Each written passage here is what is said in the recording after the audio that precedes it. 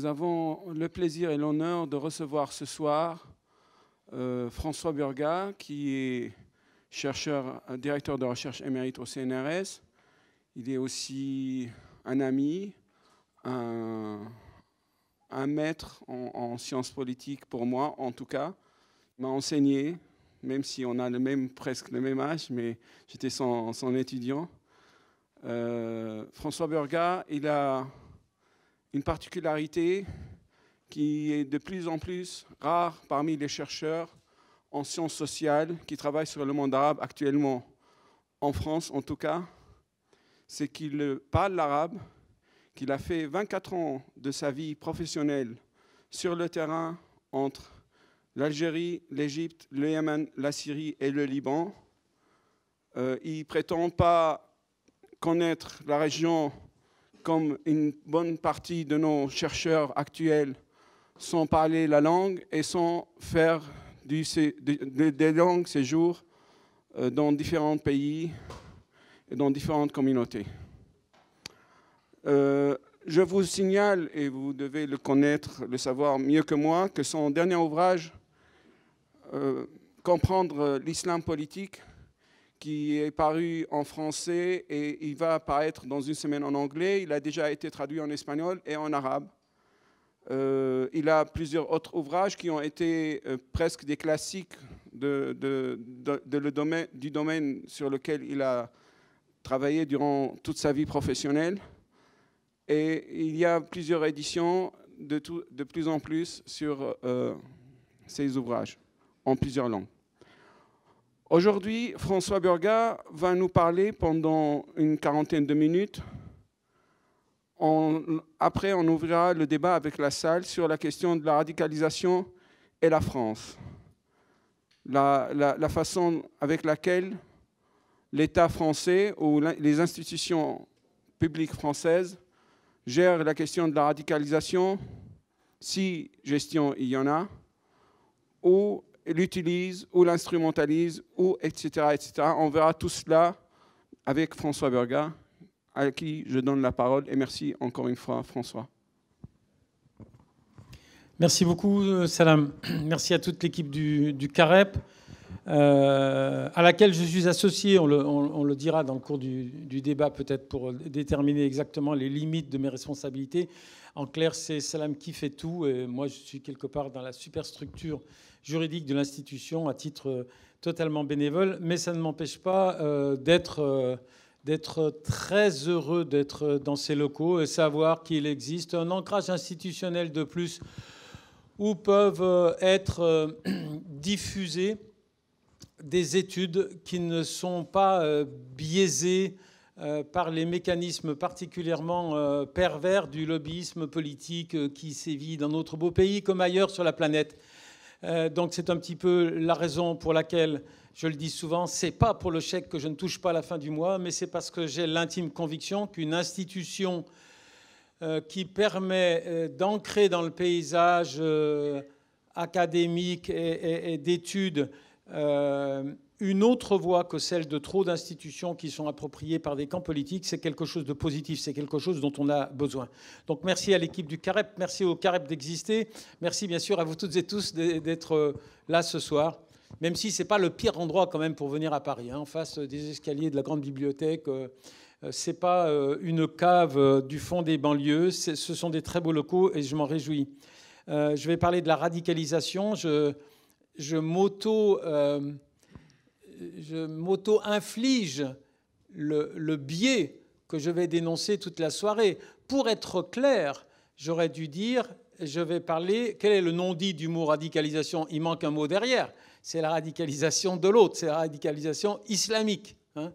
Moi, je vais parler de la radicalisation, mais si j'étais conséquent avec moi, et peut-être je vais l'être, il faudrait que je parle de la radicalisation de la totalité des acteurs politiques. Moi, j'aime bien dire, oui, Valls, il est radical, pour ne pas parler de Zemmour. Donc la radicalisation, c'est au cœur de tout ce que je vais essayer de dire.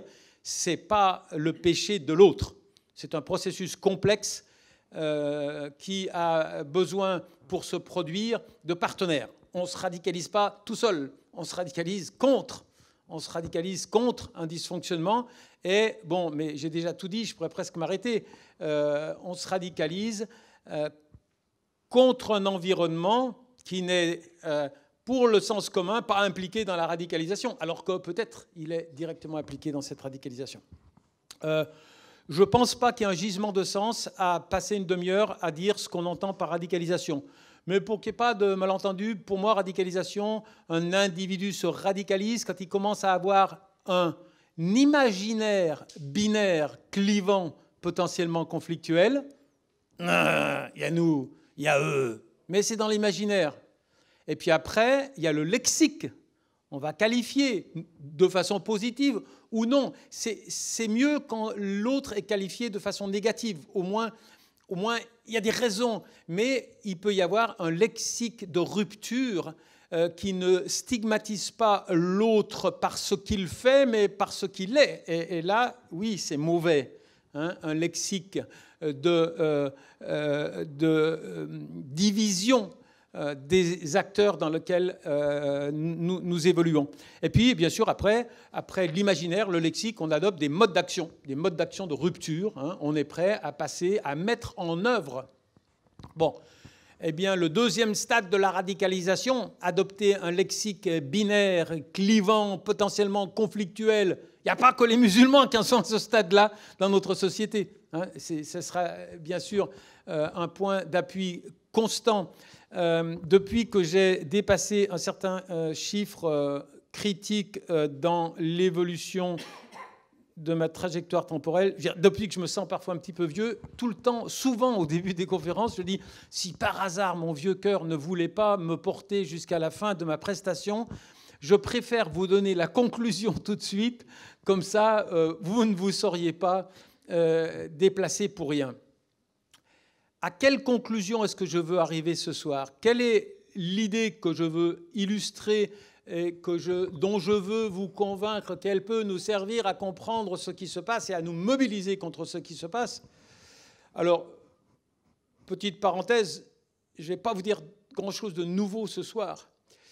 Tu as mentionné des ouvrages. Moi, je pense que 90% de ce que je vous dis ce soir, je l'ai exprimé à peu près dans les mêmes termes dans un livre qui s'appelait « L'islamisme à l'heure d'Al-Qaïda ». Ce n'était pas Daesh, c'était Al-Qaïda, hein, qui voulait dire d'où viennent les excroissances radicales, sectaires qui montent du paysage du monde musulman face au comportement des Occidentaux à son égard. Et ça, donc, je pense, il y a 15 ans déjà, à peu près la structure de ce que je dis ce soir, elle était déjà posée sur le papier. Je ne suis pas seul à le dire. J'ai écouté hier soir l'intervention d'Alain Grèche dans ses locaux il y a une dizaine de jours, il y a une quinzaine de jours. Grâce à Dieu ou à ses prophètes ou à tout autre intervenant extérieur, le logiciel d'analyse que je considère comme objectif du phénomène de la radicalisation, il existe. Simplement, il n'arrive pas, il ne passe pas la frontière du rapport de force politique. Il va rester dans les limbes. Je suis convaincu que M. Macron, s'il était là, ne pourrait pas dire « il dit que des conneries, Burga ». Mais je sais que néanmoins, en sortant de la salle, il continuerait à faire exactement le contraire, parce que la variable qui va intervenir, et ça reviendra constamment chez moi, c'est la variable de l'électoralisme. Et donc une chose est la connaissance objective, rationnelle d'un phénomène auquel on est confronté, l'autre chose, c'est les exigences de mon maintien au pouvoir. Moi, je l'appelle toujours le président qui veut se faire réélire. Ce n'est pas une insulte. Tous nos présidents étaient des présidents qui voulaient se faire réélire.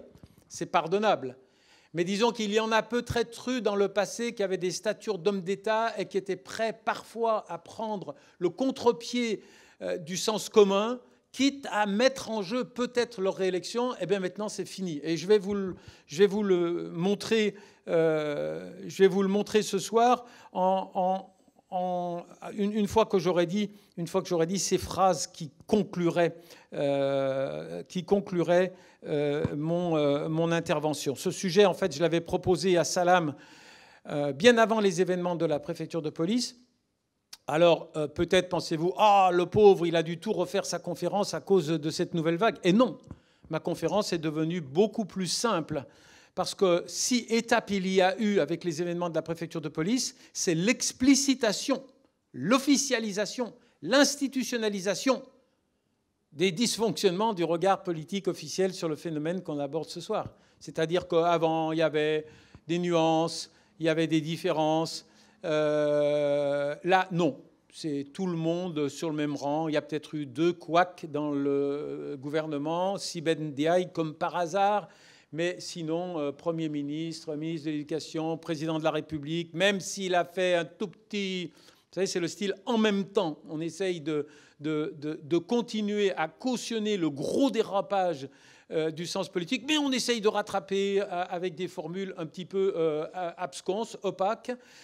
Donc les événements de la préfecture de police ont facilité mon travail, ont facilité ma démonstration. Alors, qu'est-ce qui a été explicité, et je dirais en quoi cela a été explicité? Ce qui a été explicité, c'est la posture française de toujours face à l'altérité radicale. Ça consiste à masquer derrière le dévoiement de la religiosité de l'autre des dysfonctionnements sociaux ou politiques, de politique intérieure ou de politique étrangère, dans lesquels on est massivement impliqué. Ça consiste à nier totalement la matrice politique de l'agenda du monsieur qui s'énerve et de mettre le curseur totalement sur la variable idéologique. Dans une explication d'un phénomène terroriste, plus vous entendez utiliser la variable idéologique, il fait ça parce qu'il est musulman, il fait ça parce qu'il est mauvais musulman, après il y a toutes les nuances que vous voulez, mais si pour expliquer un comportement radical, on fait appel à la variable idéologique, plus on fait appel à la variable idéologique, moins on fera appel à la variable politique. Moins on fait appel à la variable politique, plus on s'exonère de toute interaction avec le processus qui a abouti à l'explosion de violence. Donc je dirais, ça serait donc ma conclusion, la propension française à suridéologiser son décryptage de causalité, de l'hostilité à laquelle nous sommes confrontés dans le monde, qui sont banalement politiques. La propension française à confondre la couleur culturelle du lexique qui est employé pour exprimer l'hostilité. Si j'entends « Bismillah, vous me marchez sur les pieds, ça commence à bien faire », je ne vais pas écouter la deuxième partie de la phrase.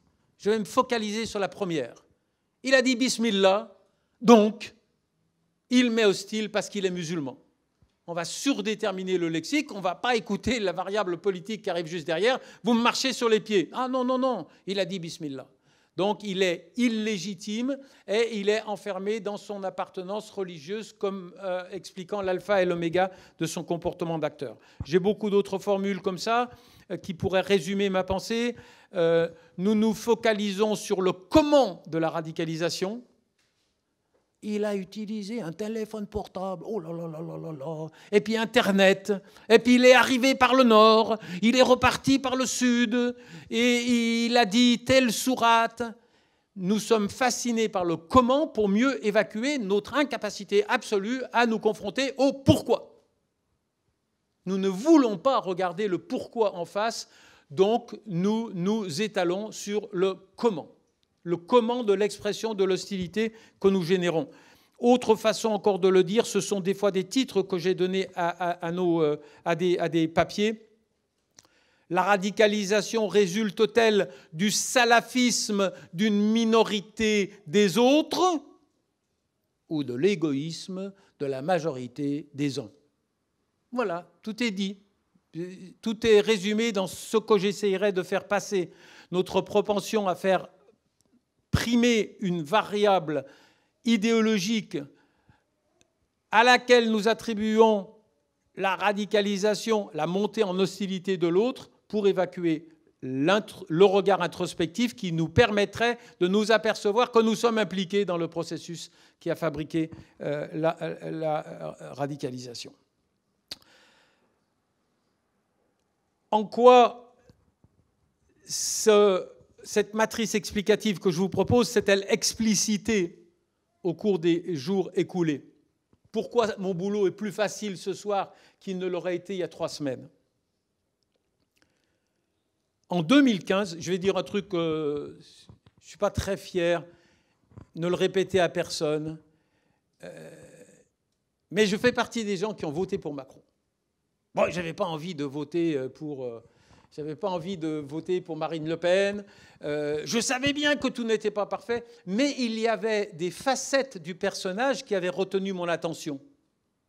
L'une des facettes du personnage dans le domaine qui m'intéresse, qui avait retenu mon attention, c'est lorsque Macron avait pris une volée de bois vert de la part de quelqu'un qui a un prénom très proche du sien, mais qui avait une lecture très différente, qui était Manuel Valls. Lorsque Macron, en 2015, après des attentats qui étaient autrement plus terrifiants que ceux de la préfecture de police, lorsque Macron avait dit, je vais le citer, bon, de toute façon, la phrase la plus simple, la seule dont on a besoin, nous avons une part de responsabilité. Je ne veux pas en entendre plus, ça me suffit. Nous avons une part de responsabilité. Si un homme politique accepte de reconnaître que nous avons dans les mécanismes de la radicalisation une part de responsabilité, on peut continuer à discuter. On ne sera peut-être pas d'accord quand on va quantifier, on ne sera peut-être pas d'accord sur tout, mais la porte de l'investigation rationnelle demeure ouverte. Eh bien, il n'avait pas dit que ça, attention, hein. Parce que ce totalitarisme se nourrit de la défiance, il se nourrit de cette lèpre insidieuse qui divise les esprits, et si demain nous n'y prenons garde, il les divisera encore. Je pense que ce sont des fermetures dans notre économie, dans notre société, les pertes d'opportunités, les plafonds de verre qui sont mis, les corporatismes qui se sont construits, qui nourrissent la frustration sur le plan individuel. J'en veux pas plus. Merci. Merci. Et puis Macron avait dit aussi, il serait peut-être temps qu'on regarde en face le fait que sur la rive sud de la Méditerranée, nous avons commis des choses qui ressemblent à des crimes contre l'humanité. Ben, je vous avoue franchement que moi, ça m'avait marqué. Eh bien, qu'est-ce qui s'est passé pendant ces 15 jours? Macron a balayé complètement les exigences qu'il avait pourtant énoncées en tant que candidat. Or, en tant que candidat, il était déjà dans une position électorale. C'est ça qui est triste. On ne peut pas dire qu'il a dit ça un soir à la sortie d'un bistrot. Non, il le disait déjà sur la scène publique, mais simplement il avait une perception de l'opinion publique qui était légèrement différente. Donc il a fait des concessions pour se démarquer, puisqu'il voulait se démarquer à la fois de la droite. Vous le savez, Macron fait des concessions sur la PMA pour pouvoir faire du bien droitier sur l'économie, etc., etc. Donc il envoyait des signaux, si tant est que ce que je suis en train de dire relève de la classification droite-gauche. On verra qu'elle n'est plus tellement signifiante. Mais disons, Macron, le 8 octobre dernier, a balayé complètement l'idée que nous puissions avoir une part de responsabilité. Il n'y a qu'un seul ennemi, serrez les rangs, faisons bloc, c'est l'islam radical. Donc il a érigé la variable idéologique comme l'alpha et l'oméga de l'horizon de notre réflexion. C'est ça qui me facilite les choses en quelque sorte, et c'est ça qui me fait dire qu'actuellement en France, nous sommes dans une situation qui est à bien des égards plus grave ou plus caractéristique qu'à peu près toutes les autres nations, en tout cas européennes. Et pourquoi la France en était là? Elle est la seule, comme tu viens de dire, par rapport aux autres pays limitrophes, voire un peu plus lointains, mais qui ont peut-être une caractéristique politique différente? Alors, j'aimerais pouvoir dire qu'elle est la seule. Je vais dire qu'elle est la seule, mais je sais très bien que ce que je vais dire n'a pas une portée. Le raidissement anti-musulman traverse l'Europe tout entière. Mais disons que dans ce glissement-là, nous sommes nettement en tête. Il y a eu avant-hier, à midi, une petite émission que j'ai eu la paresse de retranscrire complètement, mais qui était... ça existe quand même des fois sur France Culture et sur France Inter. Il y a parfois des regards sereins et documentés, et il y a eu l'inventaire de toutes les positions des pays européens sur le voile. Alors, il y a 2 ou 3 pays, j'ai plus noté, il y a 2 ou 3 pays qui ont, à la suite de la France, interdit le voile intégral dans l'espace public. Mais je dirais que le voile intégral, c'est un autre débat. On n'est pas sur le terrain du symbole d'une appartenance. Je dirais que le voile intégral, il porte atteinte à la substance des valeurs de la communication entre les individus. Mais le voile qui indique simplement une appartenance religieuse, nous sommes à l'avant-garde de tout le monde. Et nous sommes considérés comme, pas des martiens, mais enfin, on sourit de nous, notamment dans le monde anglo-saxon, pour cette espèce de... La France, vous savez, les symboles, c'est la baguette de pain, le camembert, le kilo de rouge et l'hystérie anti-voile islamique. C'est en train de devenir un de nos marqueurs régionaux. J'ai appelé ce matin un collègue américain, je lui ai dit « Tu me garderas des articles qui ironisent sur la posture de la France ». Il m'a dit « Oh là là, il n'y a que ça ». On regarde quand même la France. Alors, ce qu'il faut essayer de comprendre maintenant, c'est pourquoi. Pourquoi nous avons cette espèce de spécificité négative française? Alors, je dirais qu'il y a 3 pistes. Les 2 premières, vous les connaissez, je passerai assez rapidement. Il y a notre trajectoire révolutionnaire qui est très spécifique dans la relation de défi à l'égard de la croyance religieuse.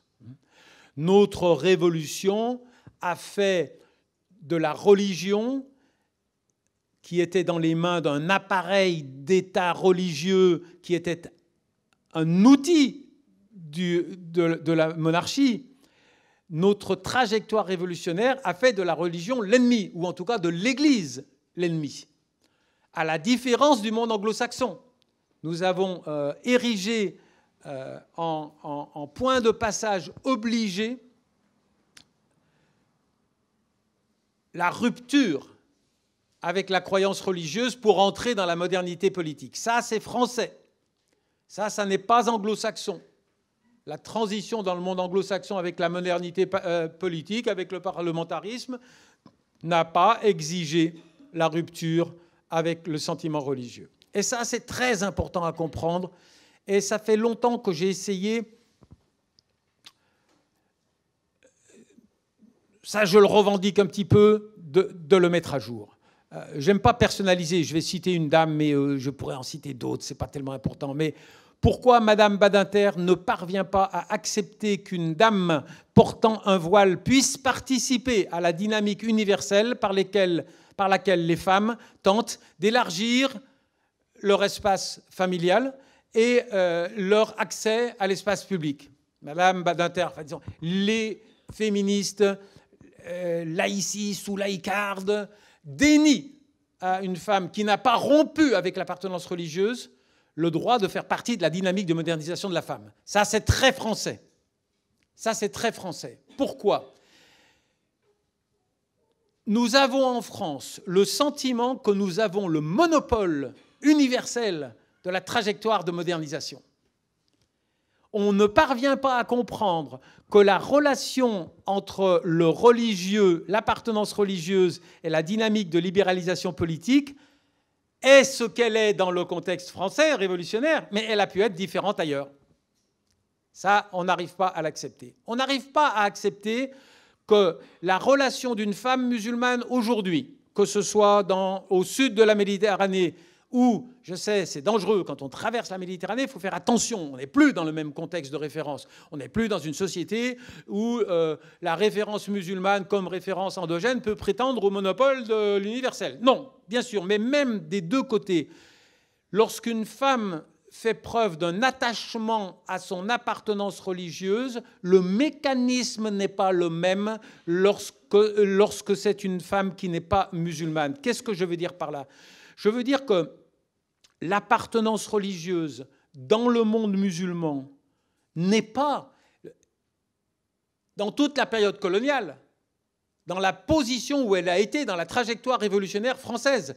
Les gens qui étaient colonisés n'ont pas eu, pour se décoloniser, à se défaire de leur appartenance religieuse. Vous me suivez? Au contraire, l'appartenance religieuse a été l'un des derniers réservoirs qui n'avaient pas été oblitérés par la trop bonne santé des catégories de la culture coloniale, de la culture occidentale imposée par la présence coloniale. La relation, il pouvait y avoir une trajectoire d'émancipation politique qui n'avait pas besoin de la rupture avec l'appartenance religieuse. Je ne sais pas si vous m'avez bien compris là, c'est absolument essentiel. Ça veut dire que le sens d'une appartenance religieuse dans une trajectoire d'émancipation politique n'est pas pareil au sud et au nord de la Méditerranée, n'est pas pareil si on prend en compte le rapport de domination nord-sud. Alors ça, c'est une spécificité très française. C'est pour ça que les laïcistes durs ne parviennent pas à admettre qu'on puisse corréler le maintien de l'appartenance religieuse, affirmé par exemple par un voile, avec une trajectoire d'émancipation.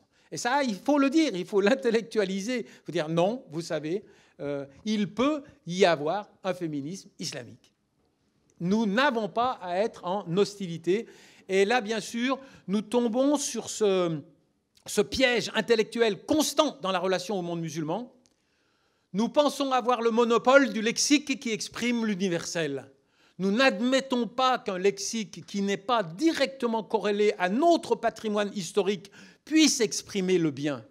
Et donc, ça donne quoi comme catastrophe? Encore une fois, j'ai employé un exemple tout à l'heure. Si j'entends un type qui dit « Bismillah, allons au boulot », il commence sa journée, il dit « Bismillah, partons au boulot ». Moi, je vais me focaliser sur le Bismillah. Le boulot qu'il va faire ne peut pas être bien puisqu'il le fait en mobilisant un élément d'un patrimoine que moi, je ne reconnais pas comme appartenant au patrimoine universel, c'est-à-dire le mien. Et ce dérapage intellectuel, on peut l'illustrer très rapidement. Si je dis justice sociale, un soviétique des années 50 dira justice sociale parce que Lénine. Un chrétien dira justice sociale parce que Jésus, aimez-vous les uns les autres, ou je ne sais pas, les pins sur la colline, tout ça, j'ai un peu oublié mes paraboles. Et un musulman dira justice sociale parce que le Coran, le Karim, etc., etc. Mais à la fin de la journée, la valeur universelle de la justice sociale reste présente. Simplement, chacun des groupes d'appartenance mobilise des éléments de son patrimoine historique propre pour la légitimer au sein du groupe. Et l'erreur méthodologique, c'est de dire, si tu mobilises le Coran pour la justice sociale, tu n'as rien à faire avec moi, on n'a rien à faire ensemble. Parce que tu n'as pas dit justice sociale parce que droit de l'homme ou je ne sais pas quoi. Et ça, c'est une erreur qu'on va retrouver tout le temps. Nous n'admettons pas qu'un patrimoine historique autre que le nôtre puisse être mobilisé pour faire ce qu'en arabe on dit le khair, ce qu'en français on dit le bien, le progrès. D'accord ? Et ça, on va vraiment le retrouver comme un obstacle. Ça, c'est la première franchouillardise. C'est notre trajectoire révolutionnaire qui nous a enfermés dans une relation à la croyance religieuse que nous considérons comme antinomique, qui nous a enfermés dans une lecture antinomique de la croyance religieuse dans sa relation à la modernisation politique. La deuxième spécificité de notre franchouillardise, c'est la modalité de la relation coloniale. C'est bien sûr l'ampleur de l'aventure coloniale. C'est pour ça que je me suis heurté à des collègues qui disaient parler de la colonisation quand on cherche à faire l'inventaire des coulisses de la radicalisation. Et bon, un de mes plus chers collègues a dit la colonisation, ils ne l'ont pas connue. Pourquoi on en parle? Ils ne l'ont pas connue. Bien sûr, c'est une erreur absolument magistrale. Bien sûr, on n'appliquerait pas ce raisonnement aux descendants des Arméniens ou des Juifs en leur disant de quoi vous vous mêlez, vous ne l'avez pas connu. Bien sûr.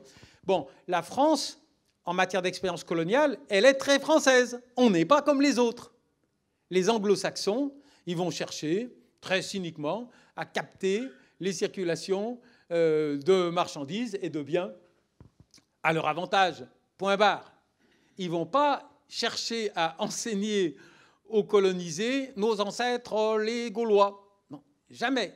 Ils ne vont jamais s'aventurer sur le terrain de l'imaginaire culturel. Ils ne vont jamais chercher, comme vont le faire les Français, bien sûr tout particulièrement en Algérie, qui est l'archétype du terroir que nous avons essayé de décerveler culturellement. L'agression est très dure sur le plan militaire, elle est très dure sur le plan économique, elle est bien pire sur le terrain culturel. Les conséquences de la colonisation, c'est sur le plan culturel qu'elles perdurent, d'accord ?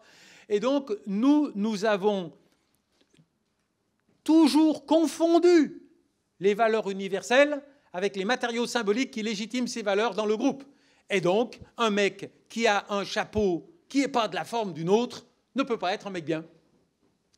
Lorsque les Britanniques, lorsque les Anglo-Saxons se sont trouvés face au questionnement, est-ce qu'un monsieur avec un chapeau bizarre, vous savez, un turban, qui aggrave son cas en ayant une barbe non taillée, est-ce que ce monsieur peut devenir policier de Sa Majesté? Oui. Oui. Eux, ils ont répondu oui. Les Canadiens, est-ce qu'on peut avoir une policière montée, vous savez, le symbole, avec un voile? Oui. Alors évidemment, il y a un monde entre la France et les pays anglo-saxons. C'est à Londres qu'il existe un maire de la capitale du pays qui est musulman. C'est au Canada que le ministre de la Défense, c'est pas rien, c'est pas le ministre des anciens combattants, a un turban bizarre avec une grande barbe. Et donc là, ça aussi, nous sommes vraiment sur le terrain de la France au sens restrictif du terme. C'est-à-dire que nous avons eu une relation à l'autre dans le cadre de la séquence coloniale qui était une relation d'appropriation des esprits et de manipulation des codes des appartenances intimes, ce que n'ont pas fait les anglo-saxons. Beaucoup, beaucoup, beaucoup moins. Bon, alors ça, vous l'avez déjà plus ou moins entendu dire. Maintenant, je voudrais rajouter, sortir de l'histoire et me focaliser sur la séquence historique du moment, en posant une question que peu de gens posent. Ça, c'est plus ma façon d'aborder les choses. Je vais vous demander, je vais nous demander, qui sont... Alors évidemment, je ne parle pas pour les musulmans d'entre nous. Je parle, bien sûr, mon objet d'analyse, c'est l'attitude, c'est l'imaginaire des non-musulmans, parce que les musulmans corrigent ça par leur connaissance intuitive et interne des mécanismes que je vais évoquer. Mais la fracture anti-islamiste primaire a traversé également les sociétés maghrébines. Donc je m'adresse aussi, des fois, ça ne se fait pas, c'est très vilain, mais je dis quand je parle à Lamarsa. Bon, c'est un raccourci très vilain, mais je dis quand je parle aux franges des sociétés du sud de la Méditerranée qui, dans la langue que nous comprenons, nous disent ce qu'on a envie d'entendre. Il y a une fracture des imaginaires dans les sociétés du Sud. Et bien sûr, nous avons une tendance à ne parler qu'à ceux qui nous disent, j'insiste, dans la langue que l'on comprend, ce qu'on a envie d'entendre. Ceux qui ont l'impertinence de ne pas parler cette langue et qui, en plus, nous disent des trucs désagréables, eh bien, ils ne font pas partie de ce matériau que nous diffusons sur nos télévisions et nos médias. Nos oreilles de citoyens français sont coupées de tout contre-regard critique sur ce que nous faisons et nous sommes littéralement intoxiqués, enivrés des paroles qui reproduisent ce qu'on a envie d'entendre. Il y a quelqu'un dont j'aime bien dire du mal. Je sais, il y en a peut-être beaucoup pour vous qui le respectent, mais j'ai croisé la route de M. Mélenchon en Tunisie il y a 1 an ou 2. Donc je l'ai écouté nous dire que sa perception de la Tunisie, du paysage politique de la Tunisie, des dynamiques politiques de la Tunisie, se résumait à la vie du Jebha Sha'abiyya, du Front populaire, c'est-à-dire le tout petite frange d'extrême gauche du paysage politique. Alors là, je n'ai pas résisté sur ma page. L'autre jour, j'ai fait un petit post, j'ai dit « Ah, le score du Jebha Sha'abiyya, qui est en plus éclaté en 2 formations, mais si on réunit les deux, est d'à peu près 1,5%. » Sachant que c'est par ce prisme-là que M. Mélenchon interprète non seulement la Tunisie, mais la totalité du monde arabe, on comprend pourquoi il n'y comprend rien. Et à table, lorsque nous étions avec M. Mélenchon, il nous avait expliqué qu'il avait été se faire couper, un truc que je ne fais plus jamais depuis longtemps, il avait été se faire couper les cheveux. Bon, j'y peux rien. Pour moi, j'aimais bien aussi aller chez les coiffeurs des différents pays où je résidais, mais cet heure temps n'est plus, encore de temps en temps. Et il avait dit, eh bien, mon coiffeur, il aimait Robespierre. Et j'ai compris l'amour des Tunisiens pour Robespierre. Donc il avait fait du terrain. Il avait fait du terrain. Et il avait entendu quelqu'un qui confortait, évidemment, bon, le monsieur avait voulu dire un truc gentil et tout, bon. Et il avait fait du terrain, il avait puisé cette conviction que la Tunisie profonde, parce que ce n'était pas dans l'avenue Bourguiba qu'il avait été voir un coiffeur, la Tunisie profonde à laquelle il avait eu accès aimait Robespierre. Et c'est ça qui devait nous permettre de construire notre perception des dynamiques politiques, non seulement en Tunisie, mais dans le monde arabe tout entier. Et vous avez vu, dans le monde musulman tout entier, et vous avez vu les postures adoptées récemment sur la Syrie, qui sont absolument pitoyable. Je vous invite à lire, non pas Burga, mais les intellectuels syriens qui ont répondu à ces gauches, la formule que j'ai reproduite de Yassine Haj Saleh, qui est un communiste. Il a dit, les gauches occidentales, avant de se soucier des intérêts de la Syrie, devraient se soucier d'elles-mêmes. Tellement elles sont tombées bas dans leur... Alors, je voudrais, ça sera la fin, je voudrais... Non, tu dois me donner quelques modes d'action ou des pistes de mobilisation. Mais il manque encore un petit morceau auquel je tiens beaucoup parce que cette présentation-là, peu de gens la font en tant que telle. Vous pouvez la retrouver, bon, je vais dire du bien d'un peu de la presse. Je suis très, très remonté contre 90% de la presse mainstream, et puis il y a quand même des oasis où on n'a pas ce syndrome de la zémourisation. Hein. Et donc, oui, on n'est pas totalement toujours d'accord, mais oui, il faut aider Mediapart à exister. Oui, il faut aider Politis à exister. Oui, il faut aider, bon, La Croix est celui qui dérape le moins... mais tout le reste, on a très très vite des difficultés.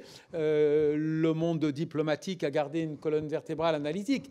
Mais après, quand vous allez dans le mainstream du discours télévisé, et puis bien sûr, il y a sur France Culture des exceptions, mais encore une fois, la gauche n'est pas moins pire que la droite dans ce dérapage zémourien. C'est ça le drame. Hein. Dans la conclusion de mon livre, j'avais employé une formule à laquelle je tiens beaucoup. Je disais, le problème n'est pas le problème du Rassemblement national. Le problème est que la partition que le Rassemblement national nous joue au clairon et au tambour, la droite, la bonne vieille droite, nous la joue au saxo, et la gauche, crescendo, nous la joue à la flûte. Ou nous la joue à la flûte, mais crescendo. Mais ils jouent tous la même partition. Le clivage droite-gauche dans le dérapage zémourien n'existe plus, ou il existe très peu. Alors pourquoi on en est là aussi? Là, je vais vous donner des excuses que nous avons d'être dans l'état de décrépitude intellectuelle où nous sommes. Qui sont les médiateurs de notre perception du sujet de ce soir? Qui sont les voix qui parviennent à nos oreilles? Il y en a 5. Je dirais, il y a la voix de mes tripes. Alors je parle, bien sûr, je ne suis pas musulman pour ceux qui auraient des doutes. Les tripes des non-musulmans ont des raisons légitimes de s'inquiéter, de voir émerger un contre-discours, je dis, un discours qui nous prive de ce vieux monopole que nous avons eu fugitivement pendant la période coloniale, monopole d'expression de l'universel.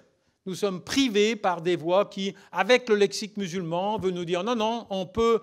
La gauche n'a pas le monopole de la défense des travailleurs. On peut, depuis l'intérieur d'une appartenance religieuse, avec un autre matériau symbolique, plaider pour la redistribution réaliste et généreuse du produit national. Ça, la gauche ne veut pas l'admettre. Il y a 2 ans, je crois, j'ai fait une conférence dans une librairie qui est très connue d'une dame, vous allez m'aider là, papa, c'est où dans le 18e, qui est une militante palestinienne. Oui, oui. Et il y avait dans la salle des gens à qui j'ai éprouvé, enfin c'est eux qui m'ont fait prendre conscience de ça. Le problème de la gauche est qu'elle est intoxiquée avec l'idée qu'elle est la seule à disposer du lexique qui peut défendre les intérêts sociaux, qui peut se mobiliser sur le terrain social. Elle ne parvient pas à accepter que d'autres lexiques que le sien puissent faire eux aussi avancer le schmilblick. Elle ne parvient pas à accepter ce que j'ai démontré tout à l'heure. Une valeur universelle, c'est une chose. Le matériau que nous retirons de nos patrimoines culturels respectifs pour rendre cette valeur légitime, il peut être différent. On peut faire de la justice sociale au nom de l'islam. Et ça, la gauche, la vieille gauche française, le rejette totalement, complètement. Et c'est une des lignes de fracture que nous devons au moins déconstruire, expliciter. Alors, ce n'est pas là que je veux en venir. Bien sûr, mes tripes, nos tripes. Alors, nos tripes, elles peuvent être de gauche, elles peuvent être de droite. Si nos tripes sont de droite, l'islamisme, c'est une concurrence de dogmes. C'est vieux comme la concurrence, c'est vieux comme les croisades. D'accord ? Si mes tripes sont de gauche, je lutte contre l'ingérence inacceptable du religieux dans l'espace politique. Mais on va se réunir. C'est d'ailleurs très curieux de voir, et Alain le rappelait l'autre jour, que la droite maintenant est devenue laïque. Mais la droite, elle n'était pas laïque. Et la droite, elle ne disait pas laïcité, laïcité. Elle était tout le contraire avant. Elle défendait la légitimité de l'appartenance, de la croyance religieuse dans l'espace public. Mais, sachant que l'objectif, c'est de discréditer la religion de l'autre et pas la nôtre, elle a changé, elle est devenue laïque. Mais ce n'est pas là que je veux en venir. Qui sont les médiateurs? Qui c'est qui nous donne des explications quand on en demande sur le phénomène islamiste dans son assise plus large que le territoire français? Premièrement, bon, je sais, je vais faire de la peine à certains dans la salle et tout, bon, mais j'y peux rien, il faut le dire. Premièrement, les médiateurs de notre connaissance du monde arabe, c'est quand même nos potes des gauches arabes. Et ils sont arabes, ils parlent arabe et tout, native informant, ils savent de quoi ils parlent. Ils sont de là-bas. Bon, alors, donc on aime bien que des arabes nous expliquent. Simplement, on a une propension à les choisir, soit au sein des gauches, qui ont besoin d'exporter une historicité de leur défaite politique qui soit à leur avantage. Donc, évidemment, ils vont savonner la planche. Ce n'est pas eux qui vont nous expliquer rationnellement quels sont les mécanismes qui ont fabriqué la génération qui les a mis minables dans les urnes. Parce qu'ils sont minables dans les urnes. C'était 1,5% en Tunisie. Mais c'est la débâcle partout dans les urnes. D'accord ? Donc, nos premiers interlocuteurs, c'est les gauches arabes. On aime bien demander aux Arabes aussi, mais pas n'importe lesquels. S'il y a un Arabe qui s'appelle Michel ou Georges, ça crée de la proximité. Donc on aime bien aussi les minorités confessionnelles. Bon, certains d'entre vous sont peut-être trop jeunes, mais souvenez-vous cette floraison d'Antoine que nous avons eue dans les spécialistes du monde musulman. Ceux qui nous expliquaient les ressorts du monde musulman, ils avaient une propension à s'appeler Antoine et à faire partie de l'extrême droite du paysage politique libanais. Je ne sais pas combien d'entre vous sont en empathie ou en communication avec le paysage politique libanais, mais croyez-moi, l'extrême droite libanaise fait passer pour des minables de gauche le Rassemblement national. C'est-à-dire que nous avons donc une seconde fois utilisé des médiateurs qui n'étaient pas en situation de nous donner une perception construite du phénomène islamiste. Mais ça ne s'arrête pas là. Dans le premier livre que j'ai écrit, ça m'a coûté un compte-rendu dans le Nouvel Obs. Le compte-rendu était prêt à paraître, et puis Jean Daniel a vu cette phrase, poum, il a envoyé le compte-rendu à la poubelle. Qu'est-ce que je disais? Je disais, quand nous voulons comprendre ce que c'est que le phénomène islamiste, Jean Daniel se rend chez Hassan II, et il lui dit, je cite, « Majesté, dites-nous, qui sont-ils, ces gens qui nous menacent tous ?» Et évidemment, hein, je n'ai pas besoin de vous faire un dessin. La représentation que va véhiculer Hassan II de la génération politique qui le conteste ne peut pas être véritablement scientifique. D'accord ? Donc nous avons en permanence bénéficié des conseils des autocrates arabes. Hein, celle-là, je la fais tout le temps. Je crois qu'il n'y a pas une conférence où je ne la fais pas, mais je dis la France est en deuil, le savez-vous, nous avons perdu en la personne de Zine El Abidine Ben Ali, l'un des 3 récipiendaires du prix Louise Michel des droits de l'homme et de la démocratie. Il en reste, grâce à Dieu, 2 en vie. Zine El Abidine Ben Ali, c'était en 87. En 90, j'étais au Caire, je vous assure, ça m'a fait un drôle de choc. Alain Poher est venu décorer Hosni Moubarak. Hein, au moment où le régime, j'employais l'expression, remplissait d'une main, non, comment je disais, bourrait les urnes d'une main et les vidait de l'autre. Enfin bon, Hosni Moubarak a été décoré du prix Louise Michel des droits de l'homme et de la démocratie, qu'il est le 3e que nous avons, à qui nous avons fait confiance pour établir dans nos réseaux de connaissances les critères de la démocratie et des droits de l'homme, c'est Abdelaziz Bouteflika. 2004, hein, 3 sur 3, d'accord. Et puis comme Chirac est mort récemment, j'en ressors une que je ressors tout le temps également, mais je l'ai publié comme son faire-part de décès, avec un peu d'affection, parce que ça n'est pas la seule façade de Jacques Chirac, c'est aussi l'homme qui a regardé Netanyahou dans les yeux, etc., et Bush au moment de l'Irak. Mais le Canard enchaîné avait donné la parole à un jeune garçon fictif, mythique, qui disait « Monsieur le Président, pourquoi soutenons-nous tous les dictateurs arabes ?»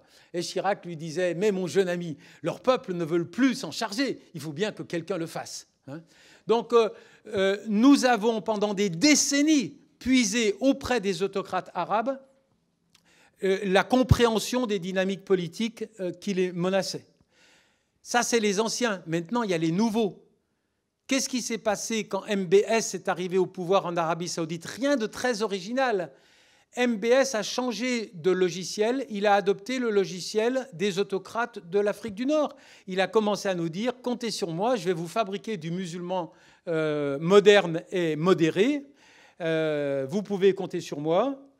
Il me reste 2 minutes, ça me suffit. » Et donc, nous avons suivi l'avis de MBS et de MBZ. Alors, quand même, je veux une minute supplémentaire pour dire que eux sont très actifs sur le terrain de notre éducation. Nous avons des officines qui sont à l'œuvre.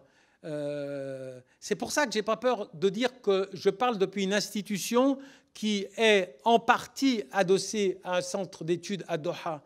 Parce que il y a beaucoup d'institutions qui parlent adossées, mais plus discrètement, à des institutions émiraties, qui consistent à diffuser... Alors, j'avais commencé à dire du bien de Politis. Vous pouvez googler une tribune qui est parue sous le titre « Sous le masque de la laïcité, la contre-révolution arabe ». Les dictateurs arabes tels MBS, MBZ nous vendent. Il y a eu des moments quand même étonnants. Nous avons eu le directeur, le président de la Ligue islamique mondiale, l'ancien ministre de la Justice saoudien, qui est venu il y a 15 jours à Paris nous dire « luttons contre l'islam politique ». Donc nous avons cette très, très, très grossière manipulation. Nous avons une dynamique qui est extrêmement grave, qui est que la contre-révolution arabe surfe l'islamophobie européenne. Et alors nos pauvres oreilles, c'est vrai qu'elles en souffrent. Pourquoi la contre-révolution arabe a besoin de notre islamophobie? Parce que la contre-révolution arabe sait que les courants politiques qui la menacent sont les courants de l'islam politique. Quand on dit islam politique, nous les Français, on pense islam, islam, islam. Mais les autocrates du Moyen-Orient, eux, ils pensent politique, politique, politique. D'accord ? Ça fait beaucoup de monde. Mes tripes, des native informants qui sont dans des situations de tension avec les islamistes, les autocrates, mais last but not least, tout l'appareil d'information israélien. Et il est extrêmement important, veut nous convaincre que si le Hamas résiste, ce n'est pas parce qu'on les crabouille sous une occupation bestiale, mais c'est parce que ce sont des vilains musulmans. Ça fait beaucoup de monde. Et ces registres-là se mélangent. On va voir tout d'un coup, mis en avant par les médias d'obédience sioniste, des gens du spectre arabe, qu'ils soient militants de gauche, minorités confessionnelles, tous ceux qui veulent participer à la dialectique de criminalisation des islamistes sont bienvenus. Ils ont antenne ouverte. Et donc ça, on a besoin, si on estime qu'il faut le combattre, on a besoin de le comprendre. Quand vous entendez un médiateur de notre compréhension de ce qui se passe dans le monde musulman, essayez de lui donner une casquette. Essayez de déconstruire sa casquette, c'est très, très, très important. Il faut que je termine. L'idée, c'était, et maintenant, Hilla Wayne, et maintenant, où on va, comme disait ce film libanais célèbre. C'était quoi déjà, rappelez-moi? Ouais. Et maintenant, où va-t-on? Il y a deux axes. L'autre jour, j'ai piqué une petite crise en constatant que dans mon pays natal, qui est dans le sud de la France, un quartier où les Maghrébins sont majoritaires démographiquement, avait élu le Front National. Pourquoi? Parce que personne ne s'était dérangé.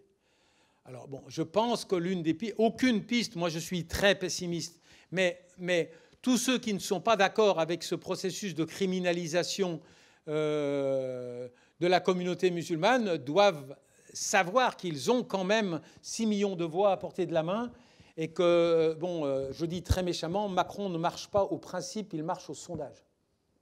Il faut taper où ça fait mal. Alors, ce n'est pas un mauvais jeu de mots, mais je dis qu'il faut taper aux urnes. C'est l'endroit qui est fragile. Oui. Nous tous ne devons pas nous démobiliser sur le terrain électoral. Le rapport de force n'est pas si terrible que ça.